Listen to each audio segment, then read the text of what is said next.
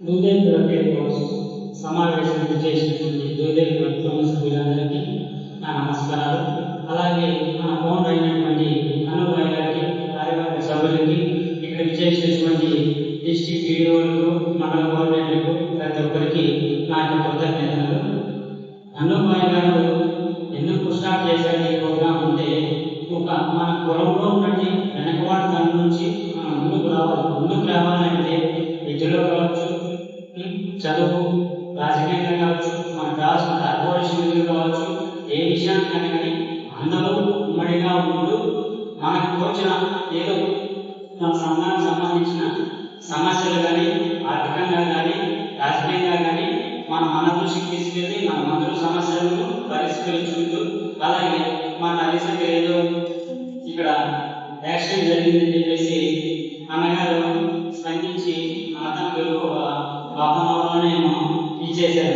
అలాంటి విషయాలు ఏంటంటే ఒక గ్రేట్ జాబ్. ఎందుకంటే మన కులస్తుని ప్రాణాన్ని మనం కాపాడాలంటే దాని ద్వారా ఒక కుటుంబానికి అన్నగారు వాళ్ళ కుటుంబ సభ్యులందరికీ లైఫ్ ఇచ్చినట్టే. ఎందుకంటే కుటుంబ పెద్దని కోల్పోయారంటే ఆ కుటుంబం అనేది చాలా ఇబ్బంది పడుతుంది.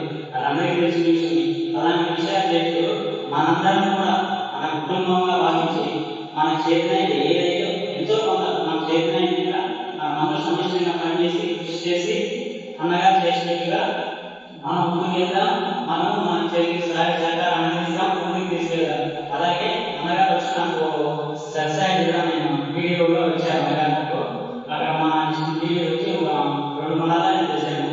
మా సత్సాయి జిల్లాలో ఏమవుతుందంటే మన మనసులో కొద్దిగా వెనుకబాటుగా ముందుకు రావట్లేదు. నేనైతే తిరుగుతున్నా, రాజకీయంగా ఏమో ఒత్తిడి వస్తాయేమో, నేను టీవీలో ఓట్లు ఫేస్బుక్లో వస్తే నాకు అక్కడ నెక్స్ట్ నుంచి నుంచి ఫోన్ వస్తాయి అని చెప్పేసి మనం వెనుకబాటు పరంగా నేను వెళ్తే అందరితో వీడియో కాలని మాట్లాడేసాను.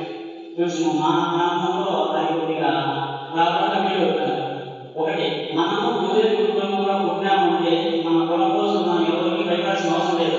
నేను ఏం చేయట్లేదు.